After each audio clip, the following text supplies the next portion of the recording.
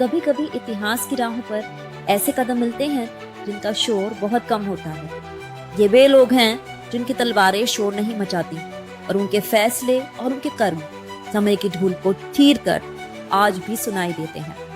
हम आज एक ऐसे योद्धा की कहानी बताएंगे जिसका जन्म उसी कुल में हुआ जहां अधर्म पनपा और जिसने अपने विवेक और धर्म के बल पर अलग रास्ता चुना।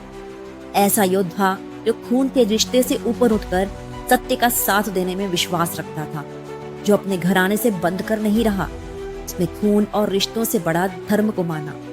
उसके पास ताकत थी, शौर्य था, लेकिन सबसे बड़ी बात, उसका दिल हमेशा सत्य के पक्ष में खड़ा रहा।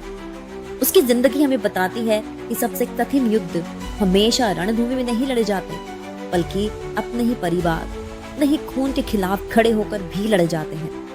यही उसकी पहचान बनी। ये है युग युग के महायोद्धा का 8वां अध्याय, युयुत्सु। युयुत्सु उस समय जन्मा जब हस्तिनापुर में एक बड़ी उलझन थी। महारानी गांधारी की गर्भावस्था लंबी चल रही थी और उसी बीच राजा धृतराष्ट्र के यहाँ सुगधा नामक एक वैश्य सेविका से पुत्र का जन्म हुआ। ये बालक महल की शानो शौकत के बीच पल कर बड़ा हुआ, पर तभी पूरी तरह स्वीकारा नहीं गया। उसे अक्सर दासी पुत्र कहा जाता और कौरव भाइयों के बीच वो अलग सा महसूस करता। दुर्योधन और दुशासन जैसे भाई उसके साथ ठिठोली करते, पर गांधारी की करुणा उसकी रक्षा करती और उसकी आत्मा को स्नेह देती रही। यही मिश्रित माहौल, उपहास और ममता उसके अंदर एक अलग सोच जलाने लगा। शक्ति से पहले मर्यादा, वंश से पहले धर्म। छोटे से ही उसने महल की राजनीति, षड्यंत्र और अनुचित व्यवहार देखे। कहते हैं जब दुर्योधन ने भीम को विष देकर मारने की योजना रची, तो युयुत्सु ही था जिसने समय रहते पांडवों को चेताया। भीम की प्राण रक्षा हुई। ये घटना उसके बचपन के उस स्वभाव को उजला प्रमाण है जो परिवार के अन्याय से ऊपर उठकर धर्म के साथ खड़ा होने की हिम्मत रखता था। महल की राजनीति में वो अक्सर अकेला दिखता, पर इस अकेलेपन ने उसे टूटने नहीं दिया, बल्कि तपाया। वो भीतर से दृढ़ और शांत हो गया।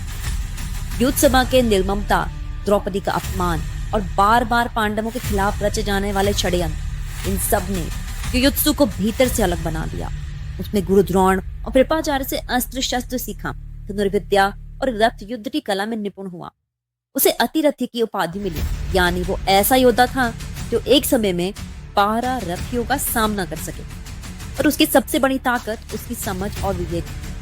कब भिड़ना है, कब हटना है, ये फर्क उसने समय रहते ही समझ लिया था। जब कुरुक्षेत्र का शंख बजा, एक अभूतपूर्व क्षण आया। तब उसकी आत्मा की परीक्षा हुई।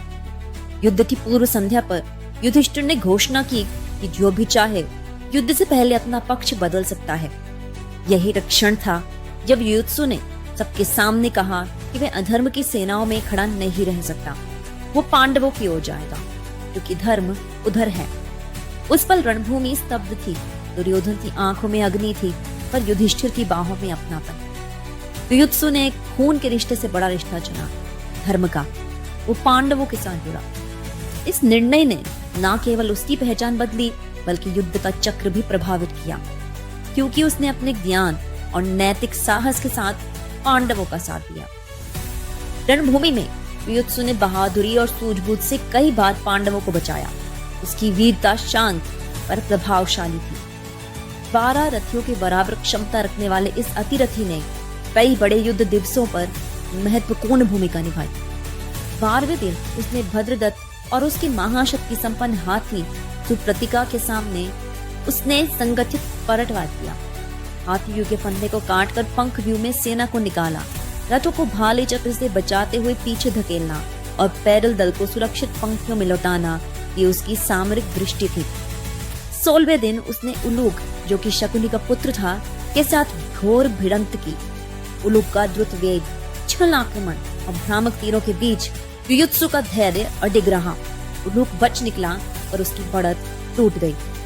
7वें दिन कृपाचार्य के साथ तलवार से मुठभेड़ में युयुत्सु बुरी तरह घायल हुआ।